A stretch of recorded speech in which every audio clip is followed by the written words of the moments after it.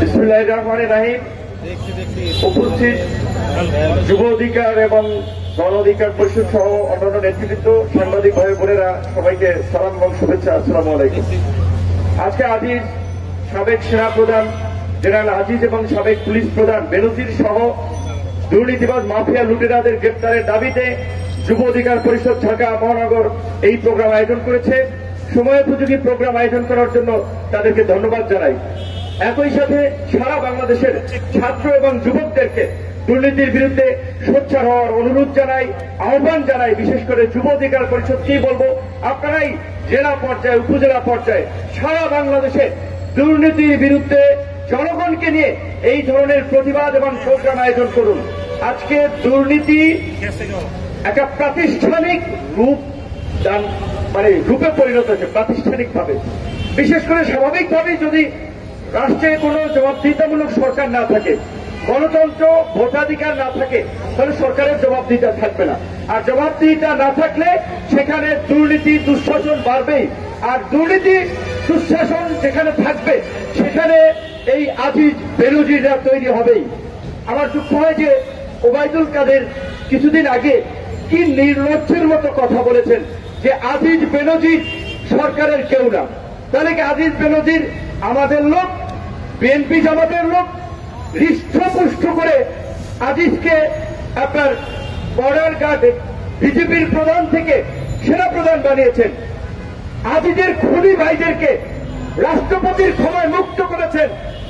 বেনজিরকে DMP commissioner থেকে আপনার বিরোধী দলকে গুম খুন করার জন্য র্যাবের প্রধান বানিয়েছেন, কসাই বানিয়েছেন, তারপরে পুলিশ প্রধান বানিয়েছেন। এমনকি মার্কিন যুক্তরাষ্ট্র যখন 7 জনকে গুরুতর মানবাধিকার লঙ্ঘন এবং দুর্নীতির কারণে নিষেধাজ্ঞা দিল, সেই সময় আপনারা তাদের বিরুদ্ধে ব্যবস্থা নেন নাই। মানে ওই যে একটা গল্প আছে না, যে যার এক কান কাটা লজ্জায় সে গ্রামের মধ্যে দিয়ে হাঁটে না, কান ধরে ধরে হাঁটে। আর যার 2 কান কাটা বেহায়ার মতো বাজারের মধ্যখান দিয়ে হাঁটে। আজকে মার্কিন যুক্তরাষ্ট্রের নিষেধাজ্ঞার পরেও সেনা প্রধান পদে তাকে বহাল রেখেছিলেন। আপনার নিষেধাজ্ঞার পরে পুলিশ প্রধান পদে বেনজিরকে বহাল রেখেছেন। এমনকি আল জাজিরাতে যে all the prime ministers man যে ডকুমেন্টারি হলো, যেখানে স্পষ্টভাবে দেখানো হলো আজিজ তার ক্ষমতার অপব্যবহার করে কিভাবে সেনাবাহিনীর কিছু অফিসারের মোরালিটি ধ্বংস করে তার ভাইদের পাসপোর্ট বানিয়েছেন। তারপরেও কিন্তু আজিজের বিরুদ্ধে ব্যবস্থা নেন নাই।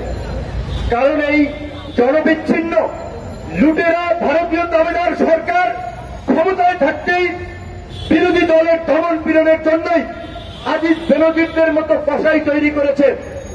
আজিজের কারণে আজকে আপনারা শুনেছেন বিএনপির আমলের এক ভদ্রলোক বিডিআর এর প্রধান ছিলেন, প্রায় টকশোতে তিনি কথা বলেন।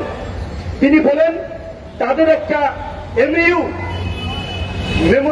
আপনার বাংলায় বললে সমঝোতা, বোঝাপড়া বলতে পারেন। তাদের বোঝাপড়া ছিল সীমান্তে যদি একজন বাংলাদেশি মরে, ভারতের 2 জন মরবে, একজন বিএসএফ আর একজন সিভিলিয়ান।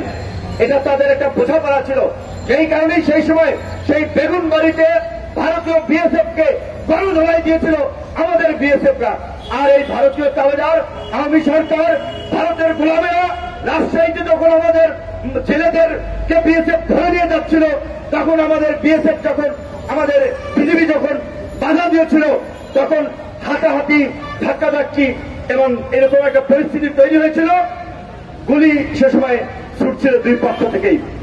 তখন আমাদের বিজেপির সাহসী সন্তানেরা সংবাদ সম্মেলন করেছিল বিএসএফ এর উদ্দেশ্যে, বাংলাদেশে আমরা জাতি হিসেবে মদ্যপ নই যে আমাদের আপনার নিয়ন্ত্রণের বাইরে গুলি চলে যাবে, গুলি তোমরা আগে করেছিলাম। এই রকমের একটা বোল্ড কথা বলায়, একটা সাহস উচ্চারণ করায় এই ভারতীয় তাবেদার এবং গোলাম সরকারের গোলামরা যারা ডিজিএফআই, এনএসআই, বিজেপি, পুলিশ আছে, তারা যে চাটুকারিতে গোলামি করছে তার নজির সেই সময় আমরা দেখেছিলাম। সেই সাহসী কর্মকর্তাকে বিজেপি থেকে সরিয়ে ওইখান থেকে তাকে সরিয়ে দিয়েছিল। তো আজকে এই আজিজ এবং বেনজির, পুলিশ এবং সামরিক বাহিনী প্রধান, 2 প্রধানের যদি এই অবস্থা হয় বন্ধুগণ, আপনি একবার কমন সেন্স থেকে চিন্তা করেন, তাহলে বাকিদের কি অবস্থা? আজকে এমন কোন সরকারি সেক্টর দপ্তর অফিস আছে যেখানে ঘুষ দুর্নীতি চলে না? ঘুষ ছাড়া আপনি সেবা পাবেন।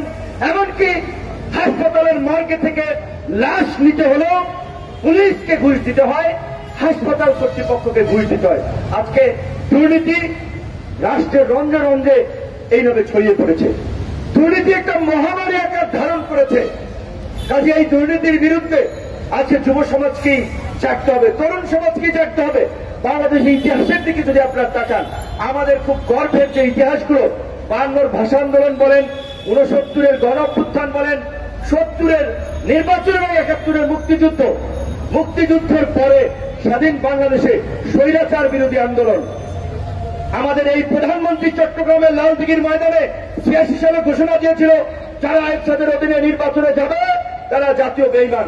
ঢাকায় আইসা তিনি নির্বাচনে যাওয়ার জন্য ঘোষণা দিয়েছিলেন। প্রধানমন্ত্রীর এই প্রতারণা আপনার কিছু মনে আছে তো? 96 সালের কিছুদিন আগে একটা ভিডিও দেখলাম, আমাদের প্রধানমন্ত্রী দেখেছেন তো? মাশাআল্লাহ, একের মাথায় এই পর্যন্ত কালো পট্টি বান্ধা, খুব ধার্মিক। কারণ 91-এর নির্বাচনে আওয়ামী লীগ হেরে গেছে, তাদের পর্যালোচনা উঠেছিল যে আওয়ামী লীগকে ইসলাম বিদ্বেষী ভারতীয় তোষণকারী দল হিসেবে সেই সময় জনগণ মনে করেছে। তাই তারা ক্ষমতায় যেতে ধর্মের টুপি লাগিয়েছিল মাথায়। আবার ক্ষমতায় গিয়ে এই আলেমরা আমাদেরকে নির্মম নিষ্ঠুর ভাবে শাপলা চত্বরে হত্যা করেছিল। এমনকি মাহমুদুল হক সহ আলেমরা আমাদেরকে কিভাবে চরিত্রে কালিমা লেপনের জন্য নাটক সাজিয়েছিল আপনারা দেখেছেন।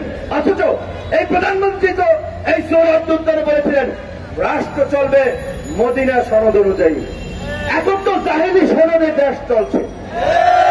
কিভাবে চলছে ভাই? সেই আপনার আরবের আইএমএ জাহেলিয়াত যুগ, আর এখন মানুষ বলছে দেশে এখন আওয়ামী জাহেলিয়াতের যুগ চলছে। কাজে তাদের কথা এক, কাজে আর এক। এই ধর্মকে আওয়ামী লীগ রাজনীতিতে ব্যবহার করেছে ক্ষমতায় যাওয়ার জন্য। ভারতের কাছে দেশের স্বার্থকে বিকিয়ে দিয়ে বাংলাদেশকে আজকে ইজারা দিয়েছে আওয়ামী লীগ। আমার সীমান্ত দিয়ে, আমার বর্ডার দিয়ে, আমাদের দেশের অভ্যন্তরে ভারতের বাস চলবে, ট্রেন চলবে, গাড়ি চলবে, হেলিকপ্টার চলবে, নামে মাত্র ফ্রিতে, নামে মাত্র ট্রানজিটে। আমরা দেখতে পাবো না ওই বাসের মধ্যে কি গোলা বারুদ যাচ্ছে নাকি অস্ত্র যাচ্ছে, আমাদের সেই চেক করার শক্তি নাই। প্রধানমন্ত্রী তো বলেছিলেন ভারতকে যা দিয়েছি তা জীবন মনে রাখবে। আজকে এই ভারতের কিছুদিন আগের নির্বাচনের সময় কেজরিওয়াল, আপনার দিল্লির মুখ্যমন্ত্রী, তিনি বক্তব্য বলেছিলেন বৈশ্বিক প্রেক্ষাপট দিয়ে পাকিস্তানে ইমরান খানের মতো জনপ্রিয় নেতাকে বন্দী করে পাকিস্তানের এই শাসক গোষ্ঠী নির্বাচনের আয়োজন করেছে। হাসিনা তার দেশের বিরোধী দলীয় নেতাদেরকে জেলে পুরে নির্বাচন করেছে। মোদিও এই একই পদ্ধতি করছে, কারণ মোদি ওইখানে ইডি সিবিআই দিয়ে এই আপনার কেজরিওয়াল থেকে শুরু করে আরো অনেককে হয়রানি করেছিলেন, দল ত্যাগ করেছিলেন, ভাগিয়ে নিয়েছিলেন। একেবারে দেখেন প্রধানমন্ত্রী এবং আওয়ামী লীগ এইখানে যা করছে, শাহজাহান ওমরকে নৌকা উঠাইছেন, বেঈমানদেরকে দিয়ে বিএনপি ভাঙ্গা তৃণমূল করেছেন, এবং এই যে আমাদের কিছু দল ছুটছিল এই টাকা পয়সা দিয়ে একটা ভোট করে একটা বিরোধী দল বানাতে চেয়েছিল, কারণ জাতীয় পার্টি দিয়ে তাদেরকে পোষাক ছিল না। কিন্তু সেই স্বপ্ন তাদের পূরণ হয় নাই। কিন্তু এই পদ্ধতি ভারতেও মোদি অ্যাপ্লাই করতে চেষ্টা করেছিল। আজকে আওয়ামী লীগ খুব ডিজিটাল বাংলাদেশের কথা বলছে, স্মার্ট বাংলাদেশের কথা বলছে। একটু পড়াশোনা করলে গুগল ইউটিউবে গেলে দেখবেন এই কনসেপ্ট এবং প্রচারণা ছিল গুজরাটে মোদির প্রচারণা।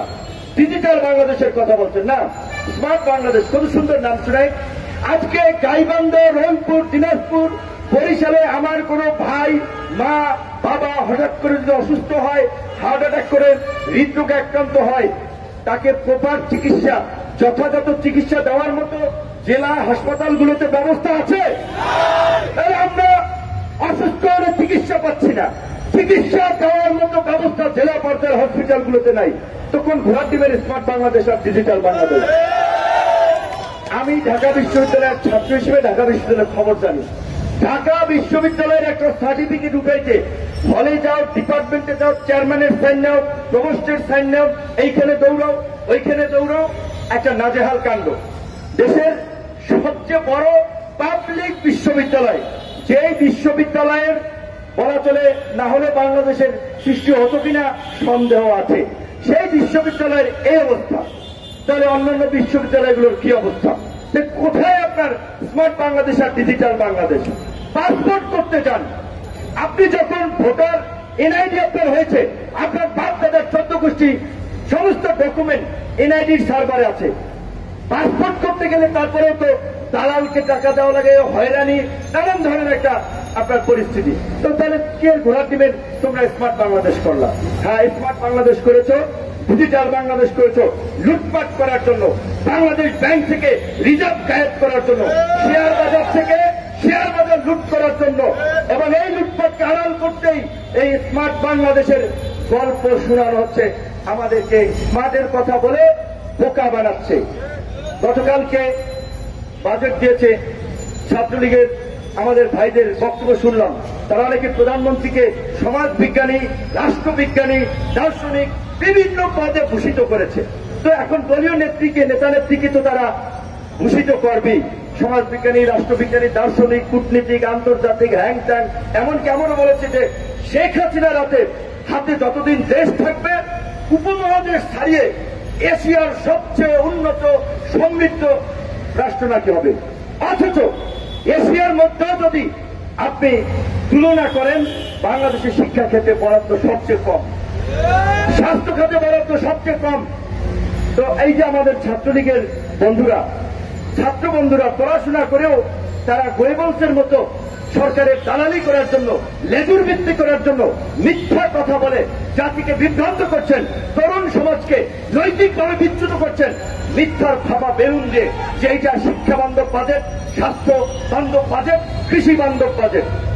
অনেকদিন ধরে আমাদের সর্বমহলের বুদ্ধিজীবীরা বলে আসছেন বাজেটের ন্যূনতম 20% শিক্ষা খাতে বরাদ্দ দেওয়া উচিত বাংলাদেশের মতো একটা অনুন্নত এবং ওভার পপুলেটেড কান্ট্রির জন্য। এখন পর্যন্ত 53 বছরের ইতিহাসেও শিক্ষা খাতে বাজেট 12% ছাড়াইতে পারে নাই। গতবার ছিল 11.57, এইবার করেছে 11.88। তারপরে এই বাজেটে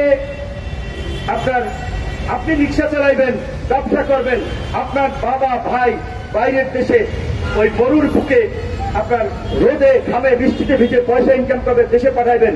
এই বৈধ টাকা যদি ব্যাংকেও রাখেন, সম্পদও করেন, আপনাকে কর দিতে হবে।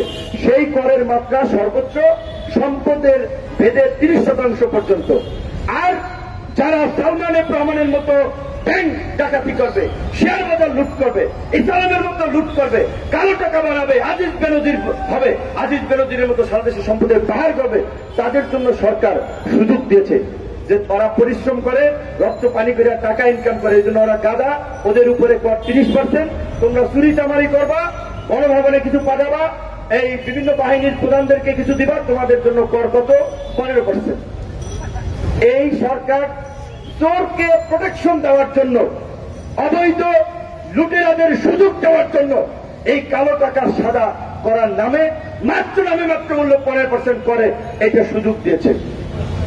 এই সরকার ক্ষমতায় থাকার জন্য সংবিধানকে কেটে ছিঁড়ে এটা গণবিরোধী সংবিধানে পরিণত করেছে।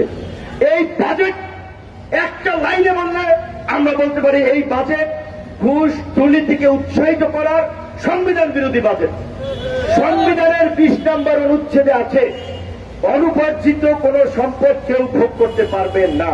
তাহলে এই যে 15% ঘুষ দিয়ে, আপনার কর দিয়ে, ভ্যাট দিয়ে, ট্যাক্স দিয়ে কালো টাকা দিয়ে সাদা করার সুযোগ দেওয়া হলো, তাহলে বাজেট দিয়েছেন অর্থমন্ত্রী এবং সরকার সংবিধানের বিরুদ্ধে গিয়ে বাজেট দিয়েছেন। এই সরকার সংবিধানের কথা বলছেন, ওই কারণে বলে একটা গল্প শুনেছেন না যে একজন মাথায় টুপিওয়ালা ব্যক্তি বৃষ্টি দিয়ে যাচ্ছে ভিজে ভিজে, আর একজন সাধারণ পাবলিক ছাতা নিয়ে যাচ্ছে। পরে এই টুপিওয়ালা পাবলিক, আমরা স্বাভাবিকভাবে একটু নামাজ, একটু হুজুর দেখলে তাদের প্রতি আমরা একটু পজিটিভ দৃষ্টিভঙ্গি রাখি। তো সে বলছে, ভাই আপনি কি বেকুব নাকি? আল্লাহর রহমত থেকে বঞ্চিত হচ্ছেন কেন? বৃষ্টির ছাতা দিচ্ছেন কেন? আল্লাহ বৃষ্টি দিতে আপনি ছাতা ব্যবহার করতেছেন কেন? তো সে আপনার পরে ছাতাটা ফালাই দিচ্ছে, সেইটা আল্লাহর রহমত ভিজে ভিজে যাইতেছে। পরে আবার দেখে যে পিছনে তাকাইয়া যে বলছে সে ছাতিটা ব্যবহার করতেছে। এই সরকার প্রতারণা এবং এই কালো টাকা সাদা করার সুযোগ দিয়ে মূলত আলটিমেটলি দুর্নীতিবাজদেরকে একটা অসম্ভব রকমের সুযোগ দিচ্ছে। স্মার্ট বাংলাদেশের কথা বলে জনগণকে একটা ধোঁকাবাজি দিয়ে লুটপাটের রাস্তা তৈরি করছে। এই বাজেটের কিংবা যে কোনো ক্ষেত্রে সংবিধানকে সরকার একটা দোহাই দেয়। সংবিধানে আছে, নির্বাচন নিয়ে বলেছে না, এক চুল পরিমাণে নড়া যাবে না। আর এই যে দেখেন তাদের একটা বাজেট করতে গিয়ে সংবিধানকে তুড়ি মেরে সাইডে ফেলে দিচ্ছে। বিভিন্ন কার্যক্রমে তারা সংবিধানকে তোয়াক্কা করছে হুজুরের মতো, যখন মানে ওই ভদ্রলোকের মতো, হুজুর তো না, এটা সাধারণ পাবলিক, যে বৃষ্টির সময় লোকজনকে বিভ্রান্ত করে তার ছাতাটা নেওয়ার জন্য ওই কথা বলছে আর পরে সে ব্যবহার করতেছে। তো বাজেটের ক্ষেত্রে তারা সংবিধানকে ফেলে দিচ্ছে, নির্বাচনে তাদের ক্ষমতা থাকতে হবে, তখন সংবিধানকে ব্যবহার করছে।